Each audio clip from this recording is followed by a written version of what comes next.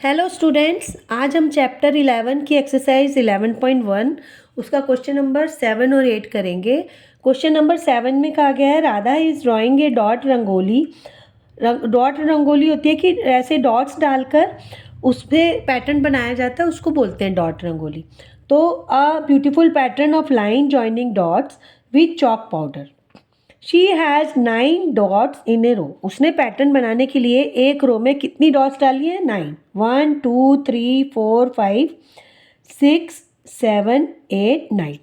उसने टोटल एक रो में 9 डॉट्स डाली हैं। How many dots will her rangoli have for R rows?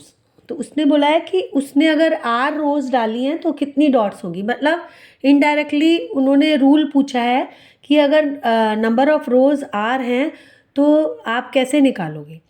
तो अगर देखो, अगर 2 रोज डालती है वो, तो हर एक में ये फिक्स है कि 9 डॉट्स डालेगी।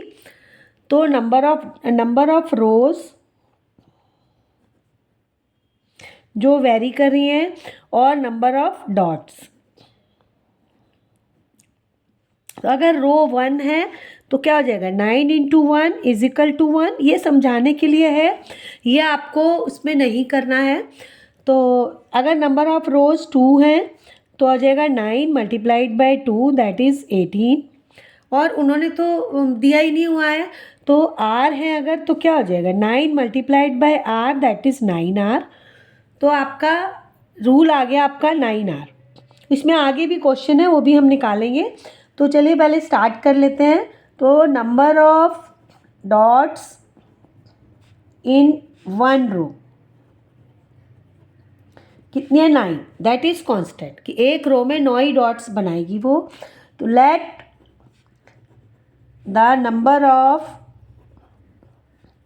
रोज कितनी दी हुई है? आर। वेरिएबल आपको आर लेना है।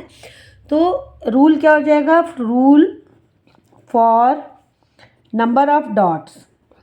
नंबर ऑफ डॉट्स अगर आपको निकालना है तो क्या रूल बनेगा? 9 multiplied by r that is 9 are.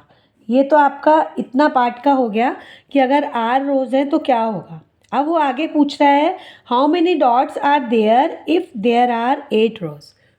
अब वो पूछा कि अगर 8 रोज हैं तो कितनी डॉट्स होंगी। मतलब अब आपको ये समझाने के लिए कि आपको कैसे वैल्यू पुट करके जो आपने फॉर्मूला बनाया है उसमें कैसे वैल्यू पुट करके आप निकाल सकते हो। तो द गिवन में क्या है? इफ़ आर आपको दिया हुआ है 8 है, देन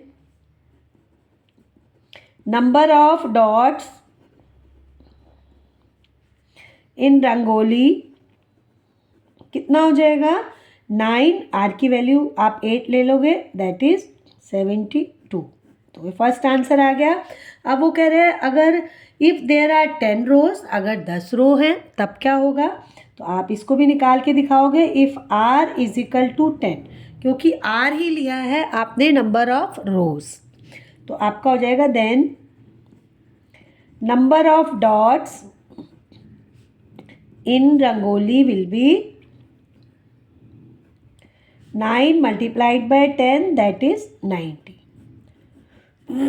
तो इस तरह आपने वैल्यू पुट करना आपको बताया। इस तरह आपने देखो आर की वैल्यू पुट करके जल्दी से आपने बता दिया कि कितनी नंबर ऑफ डॉट्स होंगी अगर उसमें इतनी रोज़ हैं, नंबर ऑफ रोज़ अगर आप दी हुई हो।